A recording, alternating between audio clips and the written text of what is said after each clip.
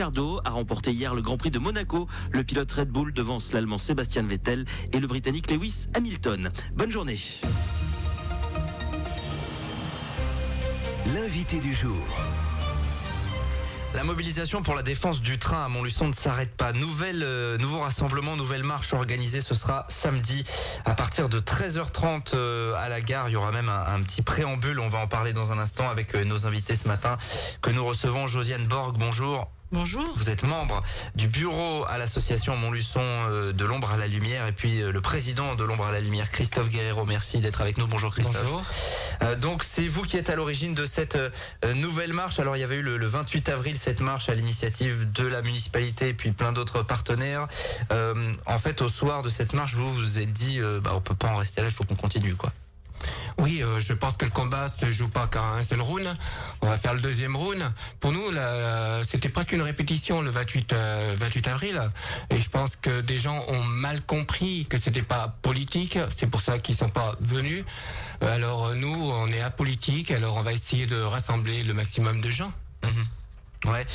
Lors de ce rassemblement, donc il y avait à peu près 500 personnes. Vous étiez déjà présents, bien évidemment. On a vu quand même que les élus, il y en avait à peu près de toute sensibilité. Ça, c'était quelque chose de plutôt positif. Oui, tout à fait. Heureusement qu'ils sont venus. Il n'y a pas de wagons de gauche et des wagons de droite dans le train. Mais ce qui est un peu gênant, c'est qu'on a compté qu'à la mairie les 500 personnes. On aurait compté sur le boulevard. Je pense qu'il y avait plus de monde, étant donné que tous les commerçants ont défilé, mais ils sont partis après dans leur boutique pour ouvrir le magasin à 2 heures. Ouais, les commerçants qui s'étaient associés en proposant des petits cafés, parfois des petites viennoiseries au passage. Est-ce que vous avez un objectif chiffré là pour ce rassemblement de samedi? C'est toujours compliqué.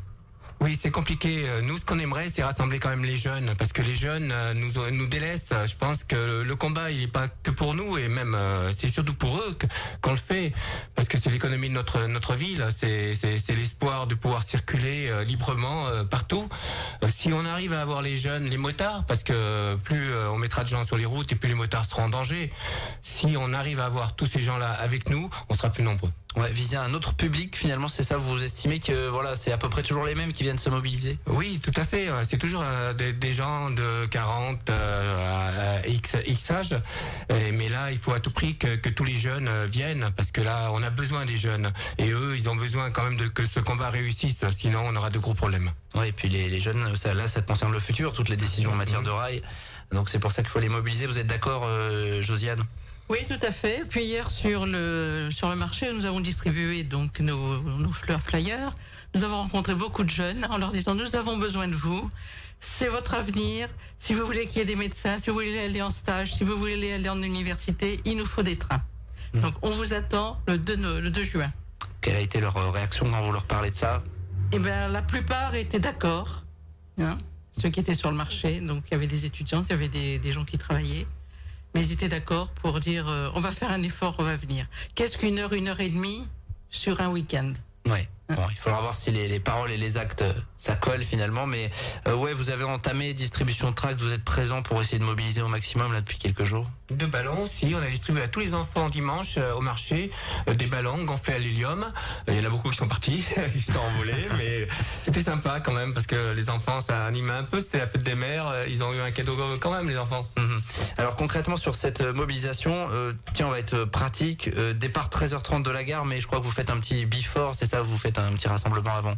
Oui, à 13h, on va démarrer des marais parce que sur Montluçon, on a quand même 2 morceaux de ville pas séparés par le Cher.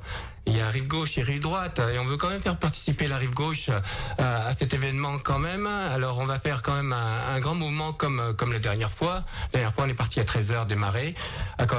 On avait 7 voitures avec gyrophare. On avait plus de voitures, d'autres voitures avec et des motos. Et ça, c'est super, c'est un convoi assez important et on montre notre force. Et puis après, donc, 14h30 en gare, quel est 13h30. 13h30, oui, pardon, 13h30 en gare. Quel est le trajet qui va être effectué ensuite? Le trajet, on va essayer de faire le même. Bon, si on a des problèmes, on bifurquera, parce qu'avec la ferme, on ne sait pas exactement comment on pourra passer. Oui, mais on sera aidé par la mairie et tout pour faire le trajet le meilleur possible. Qui s'est associé finalement au mouvement? Est-ce que vous avez contacté les élus, les autres associations? Voilà. De toute façon, on a contacté Coderail qui sont très très forts et très très combattants sur ce niveau-là. À chaque fois qu'on les a invités, ils sont venus. J'espère qu'ils feront leur speech. La mairie, monsieur le maire. Après, on a envoyé une convocation à tous les maires à 60 km à la ronde de tous les départements, du département du Cher, de la Creuse, du Puy-de-Dôme et de l'Allier, bien sûr, pour venir. On a vu que l'autre fois, il y avait quelques élus creusois, du Puy-de-Dôme également qui étaient venus. Le but, c'est d'arriver à les convaincre eux aussi de venir? C'est de les convaincre et surtout aussi qu'ils puissent appuyer notre demande au niveau des élus, des députés, et faire remonter quand même jusqu'à nos ministres. On peut rappeler déjà à la base l'association de l'ombre à la lumière, comment elle est née, par qui finalement? Vous disiez tout à l'heure totalement apolitique. Comment ça s'est passé? Il y a en 2013, j'ai attaqué le TGV sur Sarrebourg, dans l'Est. J'ai vu l'économie, comment elle se développait. Dans un cadre personnel, professionnel. Professionnel. Ouais. Professionnel. Et je me suis dit, à Montluçon, on veut faire un TGV médian qui va empêcher l'économie de venir jusqu'à Montluçon. Alors j'étais contre ce médian-là et j'étais pour un TGV Ouest. Mais quand on a vu l'état des lignes de nos voies ferrées, on demande même plus un TGV, mais on demande un train électrique et un train qui roule à une vitesse normale comme sur les autres territoires. Alors sur l'affiche notamment que j'ai aperçu en 4x3 dans la ville, en matière de communication, les commerçants ont joué le jeu, notamment sur le boulevard aussi, elle est affichée. Il y a des horaires de temps de parcours, ce que vous souhaitez en fait, quels sont-ils? Oui, nos temps de parcours, ils peuvent pas être très très courts, vraiment courts, parce que sinon faut partir de Montluçon et s'arrêter à Paris. Ça, c'est plus rapide. Montluçon-Paris, Montluçon-Bordeaux, sans s'arrêter nulle part. Là, pour essayer de s'arrêter dans certaines gares et pouvoir irriguer certains territoires, il faut qu'on s'arrête quand même dans certaines villes. C'est pour ça que le temps, il est un peu plus long. 2h30 pour Paris, 3h pour Bordeaux, 2h50 pour Lyon. Je pense que c'est des heures correctes, des temps corrects. Alors maintenant... peut-être que des gens pensent que c'est possible de faire mieux ou qu'ils pensent qu'on peut pas faire mieux et qu'on peut faire pire, je sais pas.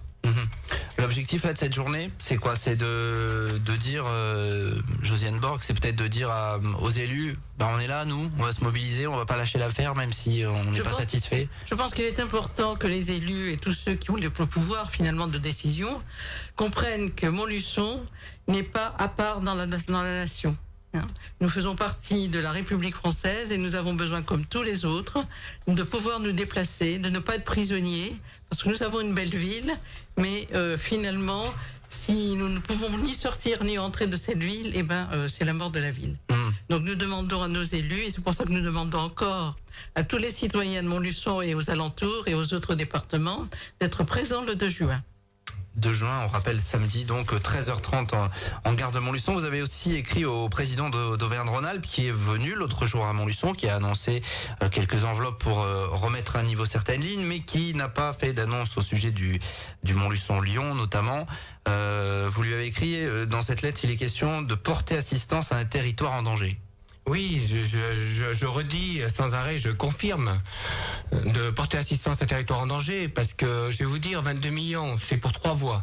Ça fait à peu près 7 millions par voie en entretien. Ça veut dire qu'on n'y fera rien. On empêchera les gens déjà de circuler pendant ces travaux-là et on gagnera ni en temps, ni encore en confort. Il n'y aurait pas de gain de temps. Il a dit que c'était juste remettre à niveau vraiment les lignes et que sinon c'est la mort de ces lignes. Mettre à niveau avec 7 millions, ça veut dire faire au maximum 14 km d'entretien ou de lignes. Alors le problème c'est ça, c'est 22 millions, c'est comme s'ils nous avaient rien donné, parce que je vais vous dire, entre nous, on peut rien faire avec. C'est comme si un enfant on lui donne 10 centimes pour chercher une baguette de 80 centimes, il revient sans la baguette. Bon. C'est tout. On a vu qu'il y avait des mobilisations qui se mettaient en place. Vous aviez fait vous-même une grève de la faim également. Est-ce que si les choses n'évoluent pas là dans les prochains mois, est-ce qu'au bout d'un moment il n'y a pas, j'ai envie de dire, la crainte de baisser les bras? Vous serez toujours mobilisé? Ma question est un peu dure le lundi matin, mais vous savez, j'ai parlé avec des gens qui m'ont parlé, m'ont dit, écoutez, depuis 3 ans on n'arrête pas de parler du train. tout le monde, tous les élus. Monsieur Duguerry, l'année du train, tout le monde. Frédéric Laporte a organisé un rassemblement. Nous, on appuie derrière. Et je pense que si tout le monde appuie comme nous tous, les uns après les autres, je pense qu'on arrivera à voir quelque chose. Faut dire qu'à force de faire du bruit, je pense qu'on va nous entendre et nous écouter. Josiane Borg, pour terminer, vous allez totalement dans le sens, il faut faire du bruit pour se faire entendre. Il faut faire du bruit, il faut faire comprendre à nos décideurs que la population des régions est aussi importante que celle de Paris. Eh bien, ce sera le mot de la fin.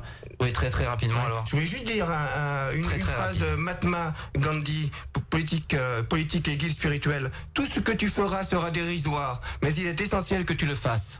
Voilà, et notamment c'est participer à cette mobilisation samedi 13h30, départ de la gare de Montluçon pour un nouveau défilé pour les trains. Merci à tous les deux d'être passés à notre micro, l'association de l'ombre à la lumière, et bien samedi évidemment dans les rues de Montluçon. 7h55 sur RJFM, le direct continue. Merci. L'invité du jour.